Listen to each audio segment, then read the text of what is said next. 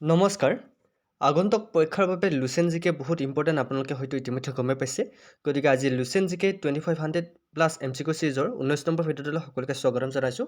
আজিৰ ভিডিঅ'টোত আপোনালোকে বহুতো ইম্পৰ্টেণ্ট কুৱেশ্যন দেখিবলৈ পাব যদি ভিডিঅ'টো ভাল লাগে লাইক কৰিবলৈ নাপাহৰিব আৰু শ্বেয়াৰ কৰিবলৈ নাপাহৰিব গতিকে আজিৰ প্ৰথম প্ৰশ্নটো চাওকচোন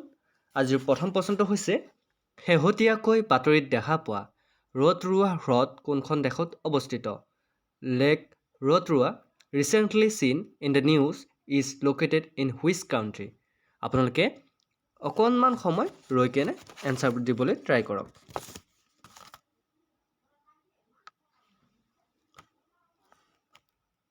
কোৱেশ্চনটো আকৌবাৰ কৈছোঁ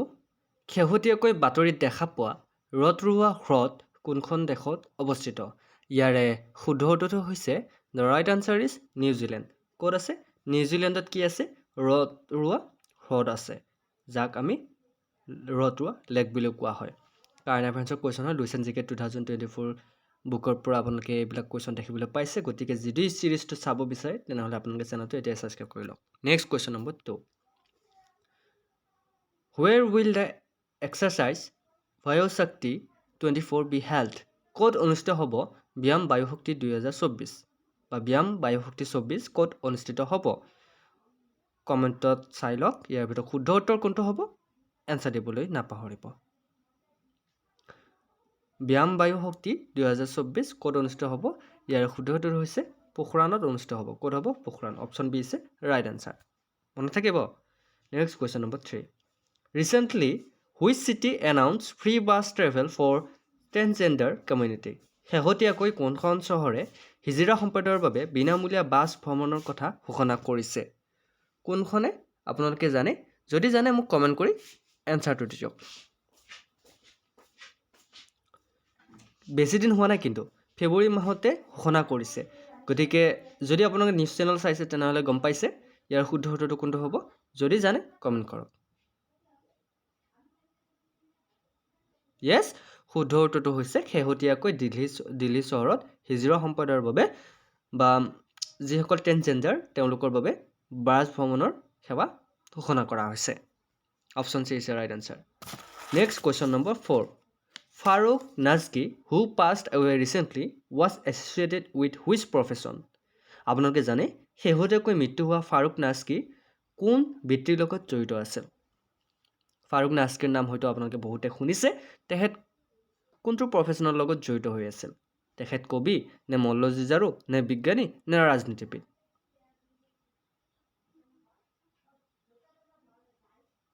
শুদ্ধ উত্তৰটো হৈছে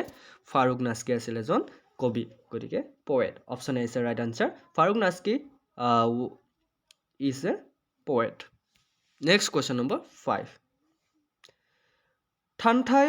Periyar Wildlife Sanctuary recently seen in the news is located in which state? শেহতীয়াকৈ বাতৰিত দেখা পোৱা থানথাই পেৰিয়াৰ বন্যপ্ৰাণী অভয়াৰণ্য কোনখন ৰাজ্যত অৱস্থিত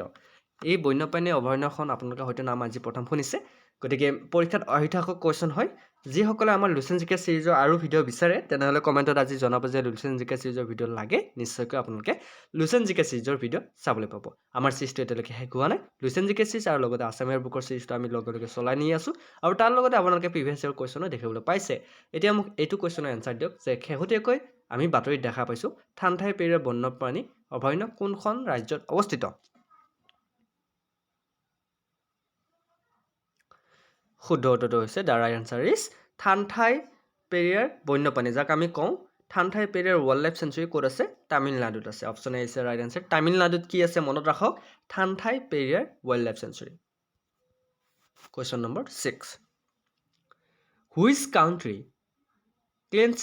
its maiden women's junior hockey Asia Cup title কোনখন দেশে প্ৰথমবাৰৰ বাবে মহিলা জুনিয়ৰ হকী এছিয়া কাপৰ খিতাপ দখল কৰিলে বেছি দিন হোৱা নাই কিন্তু আৰু যিসকল বন্ধু বান্ধৱী মোক কমেণ্টত কৈছে যে ছাৰ মোৰ পঢ়িবলৈ মন যোৱা নাই মই এতিয়া কি কৰিম আপোনালোক মই প্ৰায়ভাগ লক্ষ্য কৰিছোঁ আমাৰ যি বন্ধু বান্ধৱী আছিল আগতে ভিডিঅ'বোৰ প্ৰায় চাইছিলে এতিয়া তেওঁলোকৰ মন নোহোৱা হৈছে কাৰণটো কি জানেনে তেওঁলোকে দেখিছে যে আৰু বহুত দিন আছে গতিকে লাহে লাহে তেওঁলোকৰ পঢ়াৰ প্ৰতি অৱহেলিত আহিবই ডেফিনেটলি আহিব কিন্তু আপোনালোকে সেইটো নকৰিব এইখিনি সময় আপোনালোকে ধুনীয়াকৈ টাইম মেনেজমেণ্টত লগাওক কাৰণ আজি যদি নপঢ়ে আপোনালোকে চাকৰি এটা পাম বুলি একমাহ আগত যদি পৰীক্ষা পঢ়ে পৰীক্ষাৰ কাৰণে পঢ়ে একমাহ আগত তেনেহ'লে কোনো দিনে চাকৰি নাপায় সেইটো আপোনালোকে নাভাবিব আপোনালোকে দেখা পাইছে UPSC APSC যিসকল কেণ্ডিডেট তেওঁলোকে এবছৰ 2 বছৰ 3 বছৰ আগৰ পৰা তেওঁলোকে প্ৰিপাৰেশ্যন চলাই থাকে আপোনালোকে মাত্ৰ 6 মাহে পঢ়িব লাগে ভালকৈ নপঢ়ায় কিয় যদি চাকৰি বিচাৰে আৰু যদি নিবিচাৰে চাকৰি তেনেহ'লে যাওক আপোনালোকে ভিডিঅ' কিতাপ পঢ়িবলৈ বাদ দিয়ক ভিডিঅ' চাবলৈ বাদ দিয়ক কাম কৰক টকা ঘটক কিছুমান কথা শুনিলে খং উঠে কিন্তু ক'বলৈ বাধ্য হওঁ বেয়া নাপাব ইয়াৰ শুদ্ধ উত্তৰটো কমেণ্ট কৰক কোনখন দেশে প্ৰথমবাৰৰ বাবে মহিলা জুনিয়ৰ হকী এছিয়া কাপৰ খিতাপ দখল কৰিলে ইয়াৰ শুদ্ধ উত্তৰটো হৈছে yes option B is right answer ভাৰতে শেহতীয়াকৈ কি কৰিছে মহিলা জুনিয়ৰ হকী এছিয়া কাপৰ খিতাপ দখল কৰিছে option B is right answer question number 7 Satwik Rais, Ranki Reddy and Chirag Shetty are associated with which sport? Satwik Rais, Ranki Reddy আৰু Chirag Shetty কোনবোৰ খেলৰ লগত জড়িত বা কোনটো খেলৰ লগত জড়িত নামটো ভালকৈ মনত ৰাখিব Satwik Rais, Ranki Reddy and Chirag Shetty are associated with which sport? কোনটো খেলৰ লগত এওঁলোক জড়িত আছিল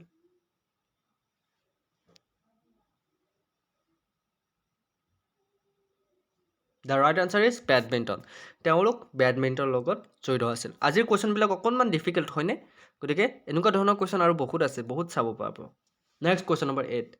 2023 চনত কোনখন দেশে বিশ্ব স্কোৱাছ চেম্পিয়নশ্বিপ খিতাপ দখল কৰিছে Which country has won the title of World Squash Championship in 2023 আহিব কিন্তু 100% কমন কুৱেশ্যন হয় শুদ্ধ উত্তৰটো কমেণ্ট কৰক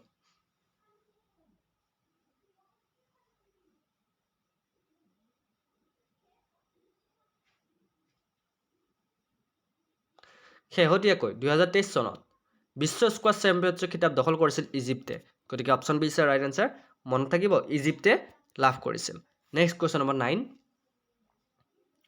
এদিনীয়া ক্ৰিকেট বিশ্বকাপ 2023ৰ আয়োজক কোনখন চহৰত হৈছিল বা কোনখন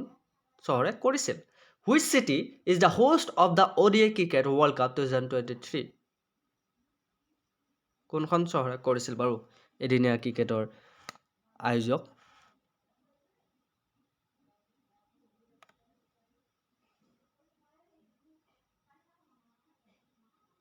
Right answer is Ahmedabad. এদিনীয়া ক্ৰিকেটৰ বিশ্বকাপ 2023ৰ আয়োজক আছিল আহমেদাবাদ গতিকে option C is right answer next question number 10 Which country is the host of the Asian Athletics Championship 2023 2023 চনৰ এছিয়ান এথলেটিক্স চেম্পিয়নশ্বিপৰ আয়োজক কোন আছিল বা কোনখন দেশত হৈছিল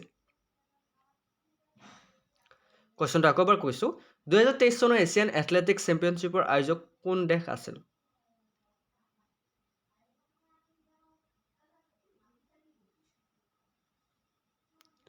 শুদ্ধ উত্তৰটো হৈছে option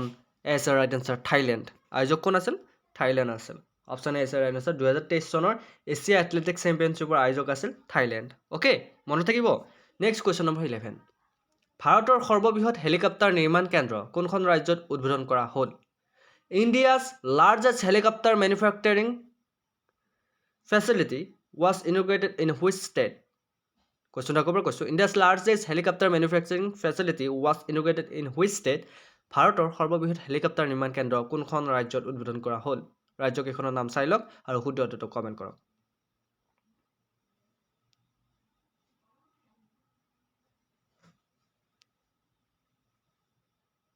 Yes, the right answer is option B, Karnataka কৰ্ণাটকত সৰ্ববৃহৎ হেলিকপ্টাৰ কেন্দ্ৰ নিৰ্মাণ কৰা হৈছে মনত ৰাখিব ক'ত কৰা হৈছে কৰ্ণাটকত বেছি দিন হোৱা নাই কিন্তু আপোনালোকে যদি নিউজ চেনেল চাই আছে গমে পাইছে next question number 12 Which country announced to invest 7,200 crores in Uttar Pradesh কোনখন দেশে উত্তৰ প্ৰদেশত 7,200 কোটি টকা বিনিয়োগ কৰাৰ কথা ঘোষণা কৰিছে বেছি দিন হোৱা নাই কিন্তু কাৰেণ্ট এফেয়াৰ্ছৰ কুৱেশ্যন হয় আৰু প্ৰায় আহিব কোনখন দেশে কৰিছে বাৰু উত্তৰ প্ৰদেশত 7,200 কোটি টকা ইনভেষ্ট কৰিম বুলি কোনখন দেশে কৈছে চাইনা জাপান অষ্ট্ৰেলিয়া জাৰ্মানী ইয়াৰ ভিতৰত কোনটো শুদ্ধ উত্তৰ কমেণ্ট কৰক আৰু পঢ়িবলৈ মন নাই যদি ভিডিঅ'টো থৈ দিয়ক আৰু শুই থাকক বাছ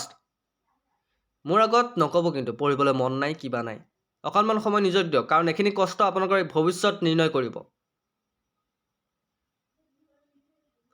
শুদ্ধ উত্তৰটো হৈছে yes Japan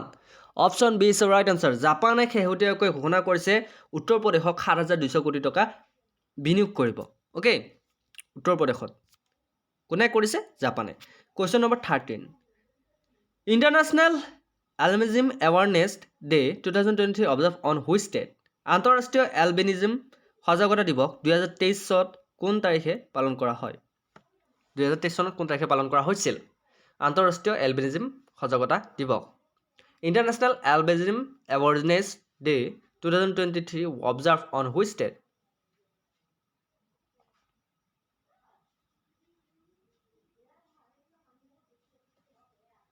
The right answer is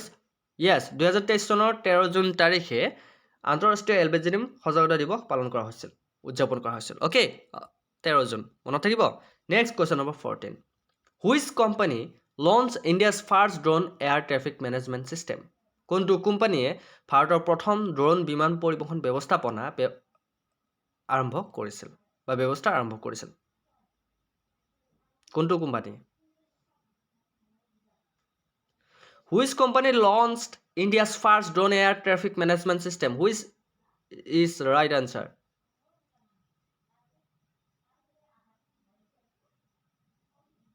The right answer is Sky Air. Sky Air শেহতীয়াকৈ ভাৰতৰ প্ৰথম ড্ৰোন বিমান পৰিবহণ ব্যৱস্থাপনা আৰম্ভ কৰিছিল কোনে Sky Air নামটো মনত ৰাখিব Question number 15 Which country recently sent the smart lander for investing the moon? চমুকৈ স্লিম বুলি কোৱা হয় শেহতীয়াকৈ কোনখন দেশে প্ৰেৰণ কৰিছে smart lander for investing the moon কোনখন দেশে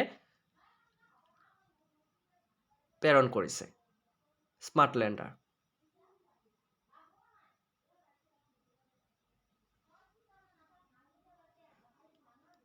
শুদ্ধ উত্তৰটো হৈছে জাপানে জাপানে শেহতীয়াকৈ প্ৰেৰণ কৰিছে স্মাৰ্ট লেণ্ডাৰ যিয়ে ইনভেষ্টিং কৰিব মুনৰ গতিকে বন্ধুসকল এয়া আছিল আজি মুঠ 15টা কুৱেশ্যন লুচেন জিকেৰ পৰা আশা কৰোঁ চিৰিজটো চাই ভাল পাইছে যদি ভাল পাইছে আমাক কমেণ্ট কৰিবলৈ জনাব লৈ নাপাহৰিব আৰু ভিডিঅ'টো চাই কেনে পেলাই জনাবলৈ নাপাহৰিব আজিলৈ মানে অন্য এটা ভিডিঅ'ত আকৌ লগ পাব প্ৰতিশ্ৰুতিৰে জয় হিন্দ জয় অসম